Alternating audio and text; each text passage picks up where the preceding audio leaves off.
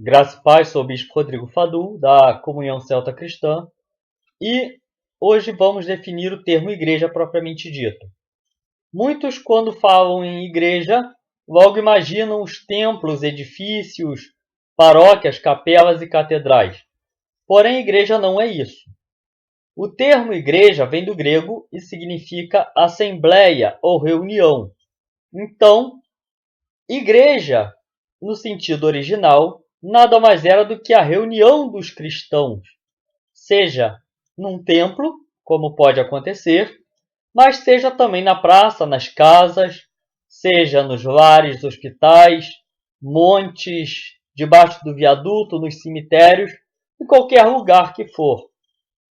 O termo igreja, ele foi escolhido por Cristo para denominar a reunião de seus discípulos.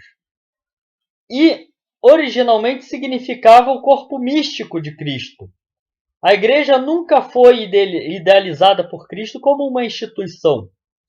Cristo queria que a igreja fosse dinâmica, que a igreja fosse extramuros, não intramuros, ou seja, para fora das paredes, para fora dos muros, e não que se aquartelasse dentro de quatro paredes, como acontece nos dias de hoje.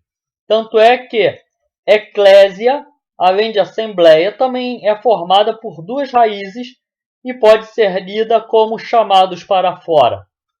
A igreja cristã foi concebida por Cristo para ser um organismo vivo e dinâmico.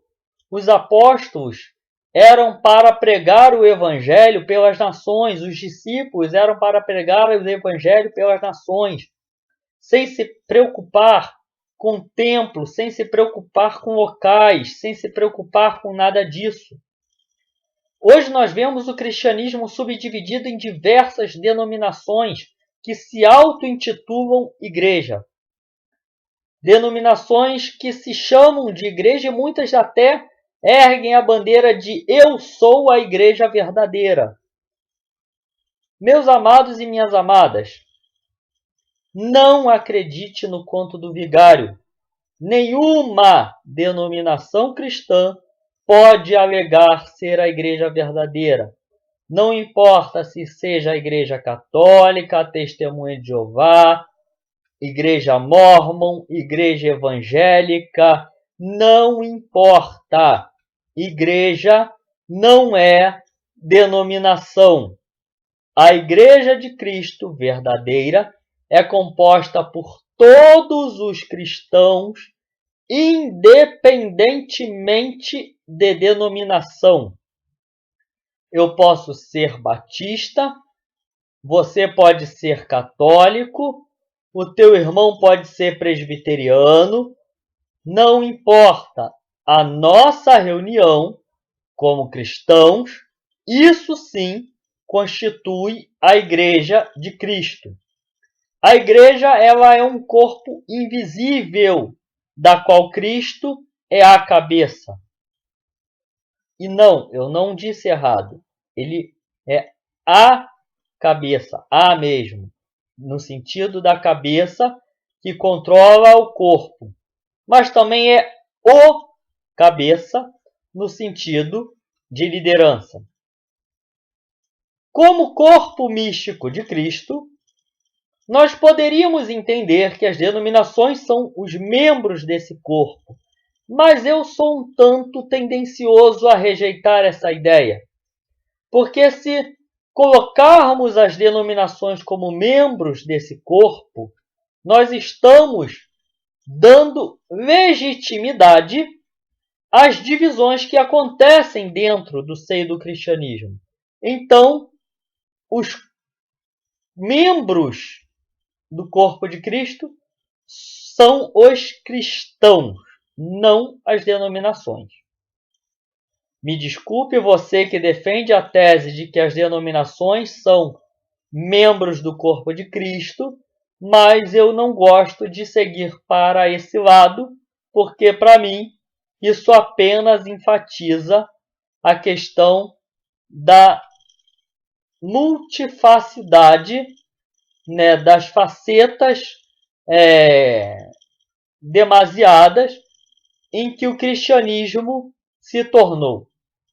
Eu defendo a tese de que o corpo é Cristo, a igreja, né? Cristo é a cabeça, a igreja é o corpo, e nós somos os membros, nós cristãos.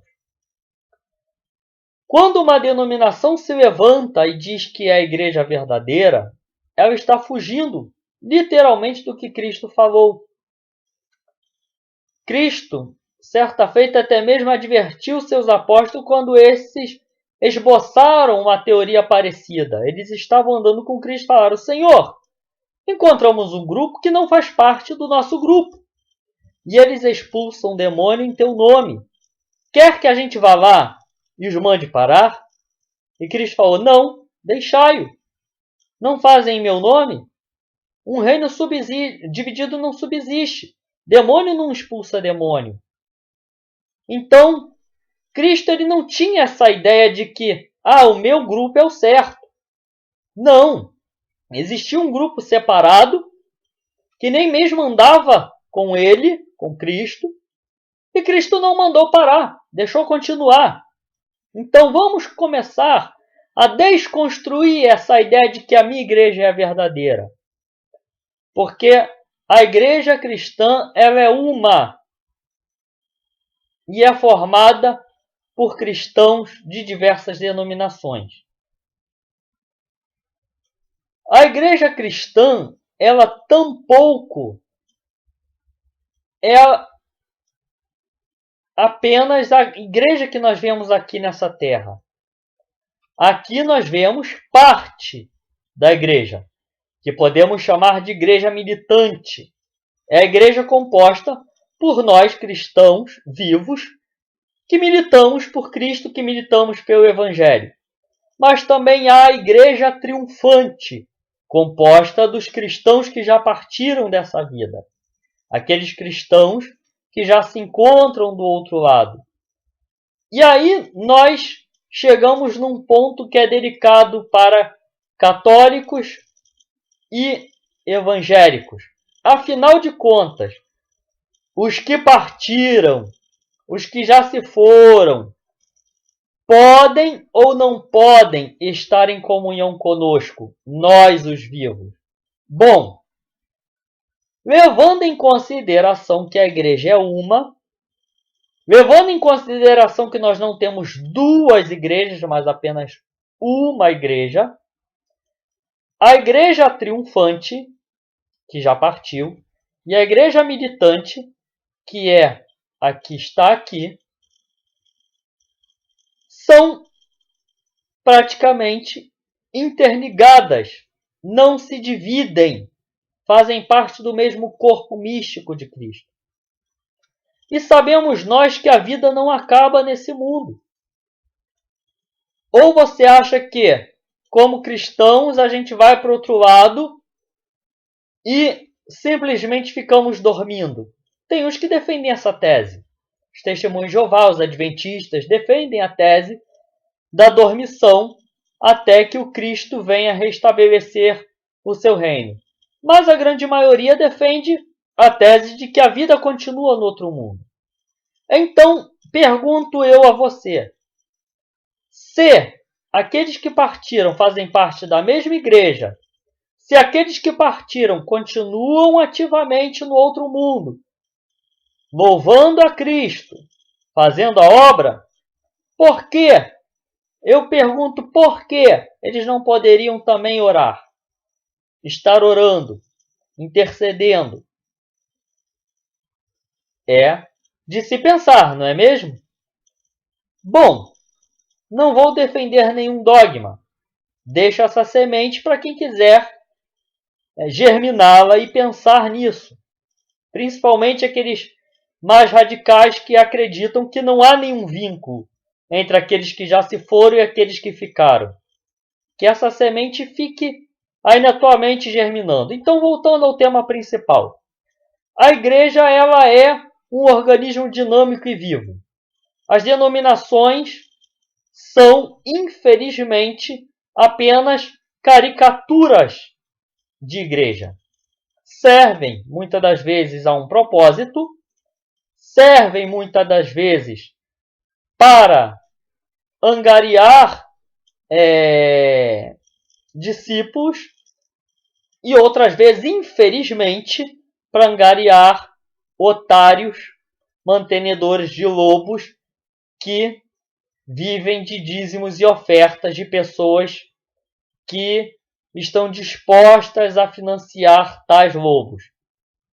Igreja, ela não precisa de templo material. Então, quando o teu líder religioso fala, olha, vamos levantar uma oferta, porque a nossa igreja precisa botar um piso aqui de mármore, precisa botar aqui um piso de granizo.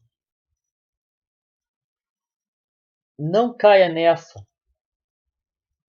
Não caia nessa. Perdão, um piso de granito. Piso de granizo iria derreter e molhar tudo, né? Então, um piso de granito, ok? Voltando aqui. A gente tem que rir de nós mesmos um pouco às vezes, né? Não vou editar, né? Eu poderia editar, poderia ir lá cortar essa parte e colocar bonitinho falando piso de granito. Mas vamos deixar, né, como tá. E a gente escorregou um pouco no granizo derretido e vamos voltar aqui. Quando o teu líder religioso falar que precisa botar um piso de mármore Carrara, um piso de granito, precisa aumentar o templo, precisa botar um ar-condicionado porque nós precisamos de conforto. Não! Isso foge do que é a igreja. Os verdadeiros cristãos se reuniam nos lares, nas catacumbas, sem nenhum tipo de conforto. A igreja, ela tem que sair das quatro paredes. Então ela não tem que se trancar nas quatro paredes, não tem que ficar clamando por conforto, bancos confortáveis, bancos espumosos, né? Bancos reclináveis, ar-condicionado central. Não! A igreja ela tem que sair das quatro paredes e fazer discípulo. Essa sim é a verdadeira igreja. A igreja que milita. A igreja que transforma. A igreja que batalha pelos pobres, pelo social. A igreja que não fica apenas no falar, mas também no fazer. Porque Tiago, na sua epístola, disse, não adianta você ter bens e falar para o seu irmão que não tem nada, olha, vá em paz que Deus te abençoe, e não ajudá-lo, porque a fé sem obras é morta. Então a igreja ela também tem que estar envolvida com o social, alimentar os famintos, defender os fracos, defender os oprimidos. Isso é ser igreja. Essa é a igreja verdadeira, independentemente de denominação. Então não se deixe enganar por líderes que afirmam que possuem a liderança da verdadeira igreja. Isso é mentira. O único que lidera a verdadeira igreja é Cristo. Ele é a cabeça e ele é o cabeça. Então para de rejeitar os teus irmãos de outras denominações. Abraça o teu irmão batista, abraça o teu irmão católico, abraça o teu irmão da Assembleia. Tudo bem, não precisamos concordar com todas as doutrinas. Eu, por exemplo, quem me conhece sabe que eu não concordo com as doutrinas pentecostais. Mas isso não significa que no meio das igrejas pentecostais não existam cristãos verdadeiros. Não significa dizer que no meio dos pentecostais não exista a igreja verdadeira. Existe. Existe. Eu discordo, por exemplo, de muitas práticas da Igreja Católica Romana. Mas no meio da Igreja Católica Romana existe a Igreja de Cristo. Existe a Igreja verdadeira. Até mesmo no meio das Testemunhas de Jeová, dos Mórmons e de tantas outras denominações. A Igreja Crística, o corpo místico, não se limita à denominação. Se os cristãos reunidos aonde for possuem um verdadeiro coração voltado para Cristo, dispostos a fazer a obra de Cristo, dispostos a amar, aí se encontra a verdadeira Igreja de Cristo. Então, meus amados e minhas amadas, espero ter respondido a vocês sobre qual é a verdadeira Igreja de Cristo. Sinto muito se te decepcionei por não ter dado o nome de uma denominação. Talvez você esperasse que eu desse o nome de uma denominação a qual você pudesse se filiar. Mas não. Não importa a denominação que você procure. Não importa até mesmo que você não procure nenhuma denominação. Seja um cristão, seja uma cristã, que reúna-se apenas na sua casa e faça suas orações. Se você estiver ligado a Cristo, você faz parte da verdadeira igreja.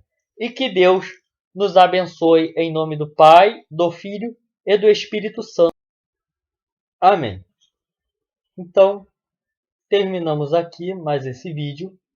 E se você quiser sugerir algum vídeo, é só entrar lá no meu Facebook, deixar por mensagem o que você quer saber, que tentaremos gravar um vídeo respondendo a tua dúvida, ok?